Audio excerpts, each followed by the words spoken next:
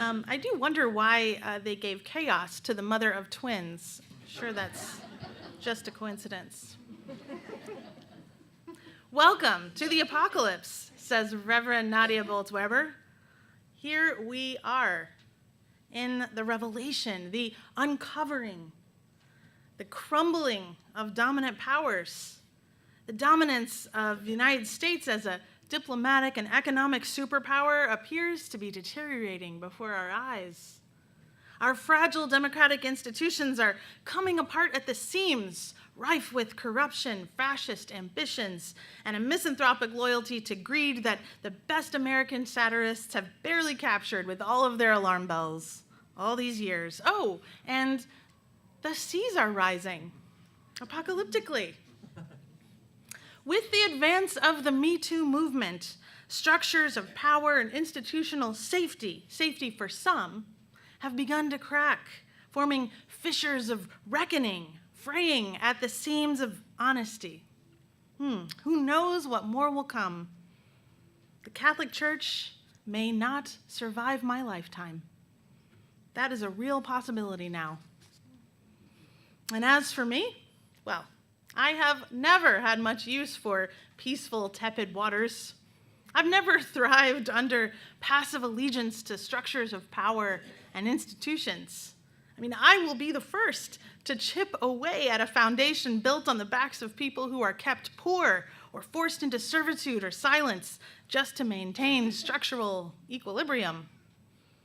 I will never forget when it was my turn to say the Pledge of Allegiance at my elementary school. I had waited all year long for my turn to come to read the morning announcements. And then when it came time for me to lead the students in saying the pledge, I said into the big microphone in my clearest teacher's pet voice, "It is now time to rise and say the Pledge of Allegiance." I cleared my throat dramatically. I inhaled deeply and said nothing. Oh, I kept the mic on. I kept my finger right on that button. The principal nudged me. Go on. I looked her dead in the eye and I said, nothing. The seconds ticked by. I gripped the mic with all my strength. They were not going to take it away from me. What ensued next was a struggle. It was pandemonium. I mean, it was chaos. It was chaos. There are so many definitions of chaos. Even trying to write a sermon about chaos is chaotic. There's the linguistic, the physics models of chaos, mathematical chaos. Well, I prefer the biblical definition of chaos and the Septuagint, which is the original Greek translation of the First Testament. The Greek term chaos refers to the void state preceding the creation of the universe, or cosmos. In the Greek tradition myths, it refers to an initial gap created by the original separation of earth from heaven. So I am glad that we are thrown into the treehouse for a year. In this way, we are thrown into chaos. And if chaos refers to the gap created by the initial separation of heaven from earth, then perhaps we are taking a gap year. And that's okay. So the early scriptural Greek concept of chaos was not nothingness. Instead, it was a wide chasm. It was a fissure between heaven and earth, between the place where we live and the place we hope to go, our potential destiny. Reverend Bolz-Weber affirms that dominant powers are not ultimate powers. And in our Me Too movement, and in our Black Lives Matter moment of uncovering, of revelation, it is time to justify our dignity rather than use it to protect dominance. What has been revealed here is the chaos of where we are versus where we thought we were or where we want to be. Bolz-Weber suggests the origin of harm can be the most powerful source of healing. And she's talking about Scripture. And I'm talking about this idea of chaos, that once chaos has knocked on your door, see what happens if you let it in. Work with rather than against chaos. And I am not suggesting we prolong the stage of chaos, because living in the gap space between where we are, where we wish to be, well, it's not a fun place to live. It's hard. But if we work with it, we recognize it as naturally occurring chasm, like the Grand Canyon, La Barranca, before we move through it and find each other again, resting, finally, in true community. Recognizing when we are in chaos is central to befriending it and creatively moving through it.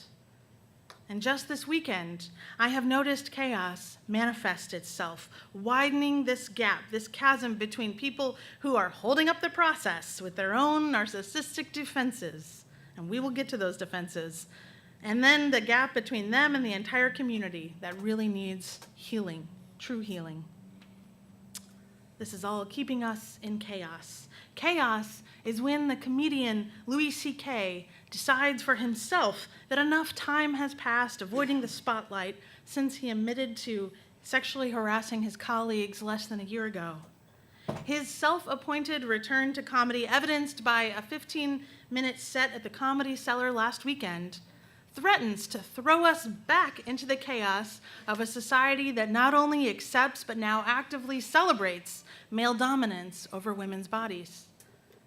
Will we cover up what has been revealed to us? The psychologist M. Scott Peck would describe that move as going back to pseudo-community, where people rest in small talk and they use it to maintain structures of power that degrade each other, all the while insisting, it's no big deal, it's just 15 minutes set, or he's atoned for his sins, he said so himself. Another moment of chaos that I noticed this weekend was generated by the eulogist at Aretha Franklin's funeral on Friday. It was an Atlanta-based pastor who preached from the pulpit these words: "As proud, beautiful, and fine as our black women are, one thing a black woman cannot do is she cannot raise a black boy to be a man." He said this. Reverend Jasper Williams described the idea of children being raised without a provider father and a nurturer mother as, and I quote him, abortion after birth. Now, he preached this to an audience that included Miss Franklin's 4 adult sons, who she raised, mostly as a single mother. And there was a lot of beauty and spectacular preaching at this worship service, but this moment was a moment of chaos.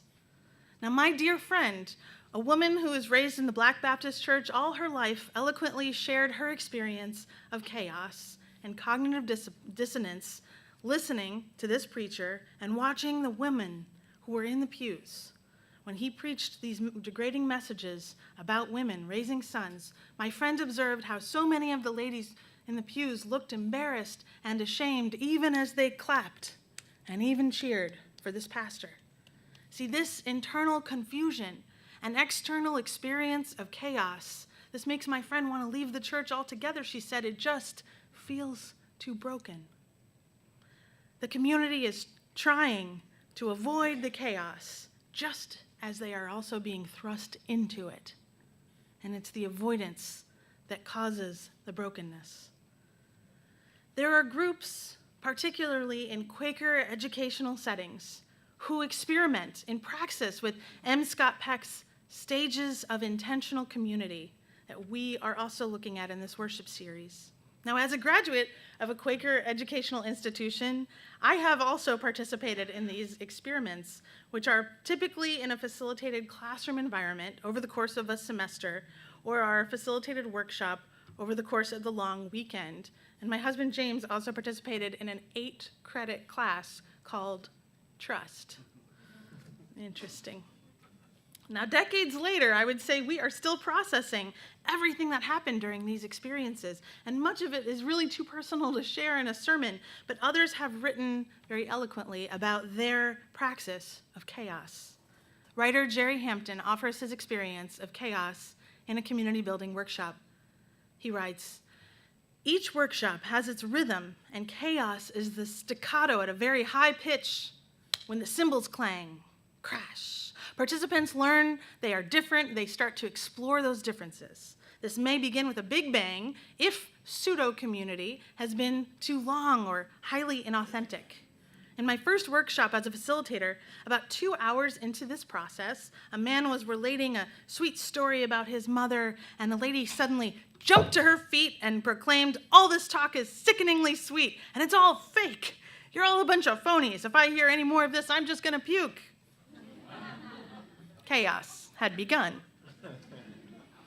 Now, most people avoid chaos as if it were some life-threatening disease, and it is dis-ease. It is unease. In chaos, people let go of their manners. They blurt out their prejudices, opinions, and judgments. There may be transference or projection outside towards others, but often this is really about a person or a situation that's outside of the group. In chaos, people often try to fix, to heal, and to convert each other, but this only adds to the chaos. Now, if you will only do what I did, your life will be much better. If you believe what I believe, your life will change and improve. See, people just don't like this kind of advice and mostly reject it. In chaos, people exhibit chaotic behavior. The talking pace speeds up. The shy people cannot break in. There's no space. And people often feel an urge to speak when there's really nothing to say. They don't listen much and speak to hear themselves talk. This is the opposite of being moved to speak. But this is also necessary for the group to learn what being moved to speak really means. Chaos in community, it's full of avoidance, and this can take many forms. One is to scapegoat another person, which I think is what this preacher was doing at Franklin's funeral. This causes the focus to the scapegoat and away from those who are doing the scapegoating. And another ploy is to attack the leader for not leading more. They may ask the leader to do a lecture or do some exercise. They may also attack the guidelines, the rules of the community, and try not to use them. I don't know if any of this sounds familiar at all. Sometimes a participant will try to take over the leadership and attempt to organize the group. But the only way out of chaos and into community is through emptiness. And unfortunately, that is what we are talking about next Sunday. So you really need to return to fully understand emptiness next Sunday. As much as we want to escape chaos and get to emptiness, we must sit with it. In fact, we must make a friend of chaos. Now, I will say this about my experience in these workshops. If you can find a way to reveal the darkness that you fear lurks inside of you in front of everybody, the epiphany and the release is more exhilarating and transformative than you can possibly imagine. And I'm saying you, but I mean than I could ever imagine, me. Chaos is painful to experience, but if the community can empty themselves of their defenses and to those structures of power, if they can be open to each other's differences with curiosity, and it can be a powerful source of healing and even a transformation into a rich and intimate sense of belonging, which feels a little bit like surviving each other. But how do we survive each other? I looked to various teachers to find an answer. I looked to Anne Bogart, the famous stage director who encourages conflict in her theatrical rehearsals because it generates revelation, authenticity, and innovation on the stage. Now, I do believe church is the rehearsal for the beloved community. We have not arrived there yet. We are still in rehearsal. And that is why this is the place where we can engage in conflict and face it differently than we would maybe in our families or in our jobs or other places where you have conflict like the roads.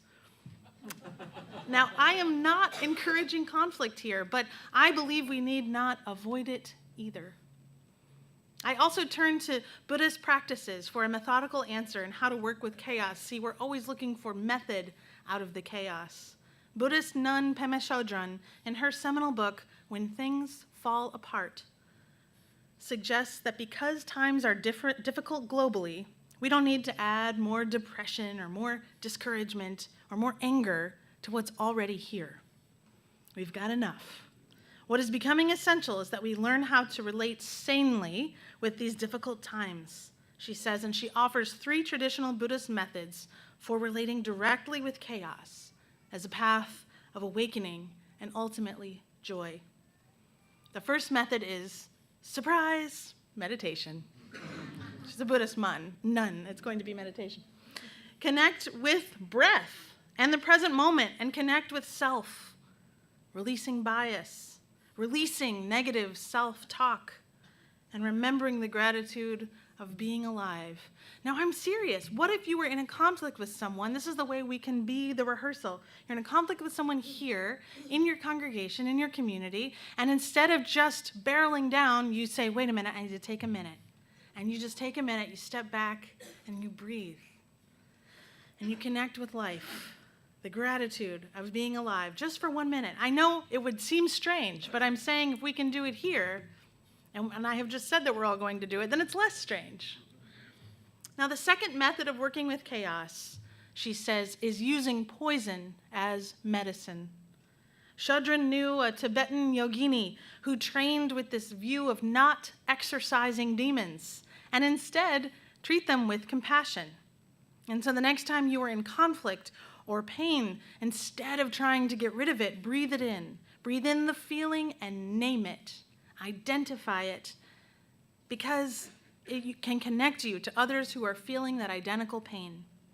We move through our personal connections, our personal differences to the feeling, and breathe it in for everyone in our community who is feeling it too, because you're probably not alone in that feeling. So you can seek out kinship and a desire to heal and care for others who share your pain, even in the middle of a conflict. So this is Dragon Con weekend, so I think I need to talk more about demons. Because I think this is a time of expression of creativity when it comes to demons. You know, I didn't read a comic book until my early 20s, and even then, I think that most comic book readers might discount this particular text. It was Linda Berry's autobiography called 100 Demons. Has anyone seen 100 Demons? There's a photo of the front page.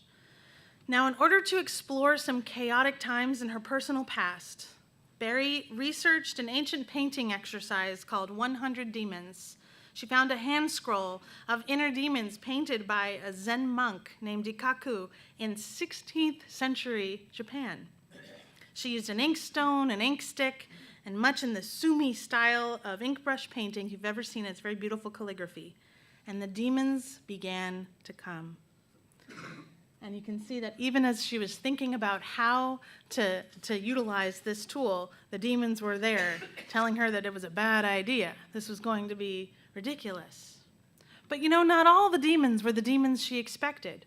At first they scared her, but then she started to love watching them come out of her paintbrush. Her life became the stories of these demons, stories such as head lice, hatred, early first boyfriends, her first job, cicadas. You'll have to check out the book to see more, and some of the demons are quite friendly.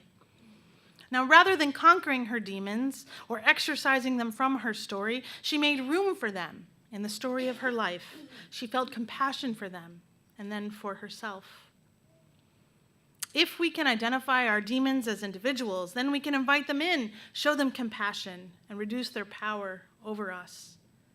You know, our behavior habits can be our demons, ways of reacting to people that we created out of trauma and out of a need to survive trauma at an earlier time.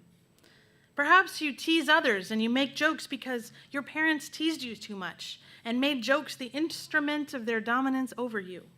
And you maintained some semblance of dignity by laughing with the joke. Or maybe you are quick to anxiety and scarcity because your family of origin was always one of conflict, moving from crisis on to the next crisis. And I speak perhaps from experience with that one. However, the problem is this. What served to protect us during times of crisis in our life is not going to serve us as an overall life approach, especially when we are in community with others. You have to let go of the crisis response and create a different, more compassionate, considerate response. Now, don't ignore your demons, or they will become louder and louder until they are all anyone can see or hear.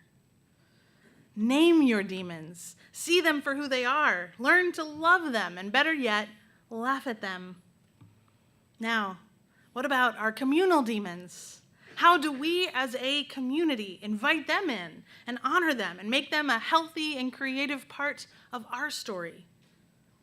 May we creatively engage our demons and not allow them to dominate us. You see, I believe we need to make art together. We need to play together and explore our demons together, laugh at them. We need a ritual of naming our demons and having compassion for them as we try and close the gap between how we are responding in chaos and who we want to be together.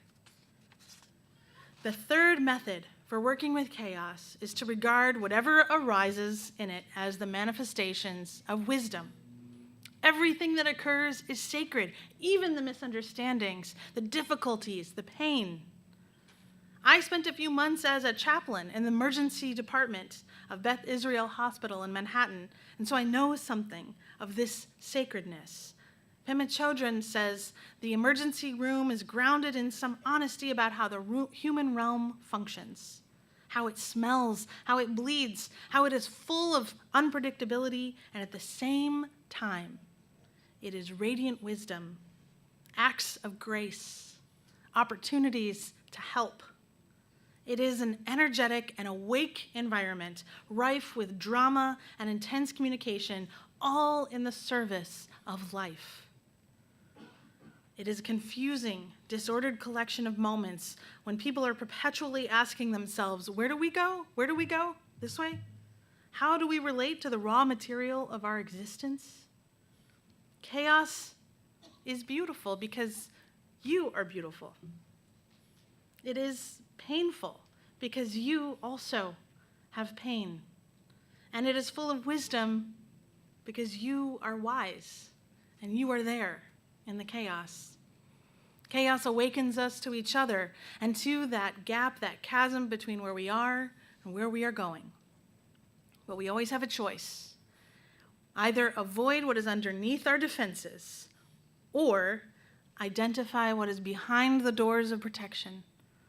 Each interaction with chaos is a choose-your-own-adventure book.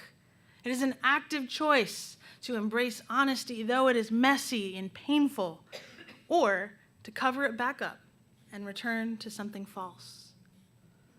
Chaos is naturally occurring when we are ready to release ourselves from the systems that uphold dominant powers and yearn to arrive somewhere beautiful and true together. Name your demons, know them, and then take the leap from where we were to where we are going. Once we recognize we are struggling with chaos, we can also experience the sweetness and glory of knowing we are in it together. We will come through to the other side, armed with compassion for our demons and for our shared pain, and we will carry each other across that gap, arm in arm, between heaven and earth.